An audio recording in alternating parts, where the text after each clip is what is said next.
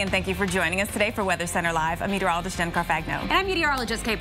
We're preparing for another day of dangerous weather. People cleaning up in the Midwest right now. Multiple tornadoes reported last night. Yes. And it was most likely tornado damage there. We'll go ahead and get you the information as soon as we get it from the National Weather Service. They go out and survey and tell us exactly what happened. Here's what we do know what happened yesterday morning. This was a derecho.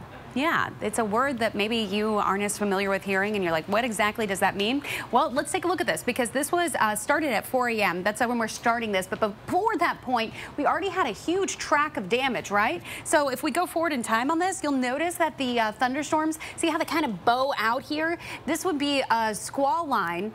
And whenever you see those wind reports, look at this, all these damage reports, they extend over 500 miles. In order to have a derecho, you have to be over 250 miles. We doubled that yesterday, Jen.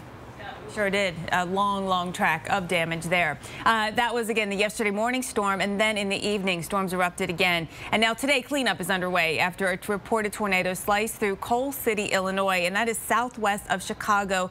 Dozens of homes suffering damage. So let's take a look at the sound of thunder, the first sight of lightning, even just the storm clouds billowing up. You want to get back off the water. When you look at lightning fatalities, 37% of them are water related. This is the key here. 37% water related. I mean, it's more than anything else. Yeah, I mean, 29% is, being outside, whether it's riding horses or whether it's, just hanging out with friends outside. But 37% of the time is related to something with water. Yeah, we really focus on sports a lot. We have those lightning detection things, but we need them all the time, especially when you're fishing, like we saw in that video there. 48% of all water-related ones have fishing, 23 on a boat. So you may think that you're safe if you're not actually in the water. Not true. Well, I think part of this is that you're one of the highest points out there when you're on a boat, right? In swimming, still 8% though. So in the water is not a safe place to be, for sure. Take a look at the average yearly lightning fatalities, and one thing we want to point out is that that number has gone down.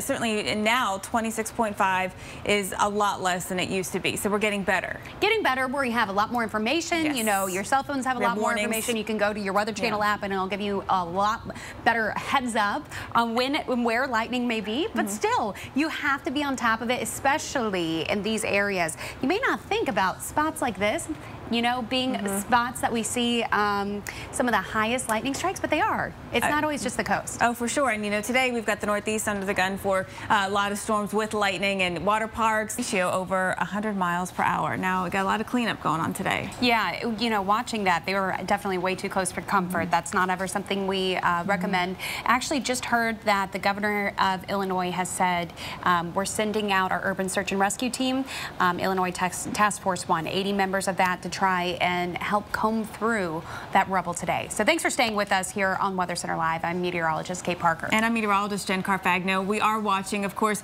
the risk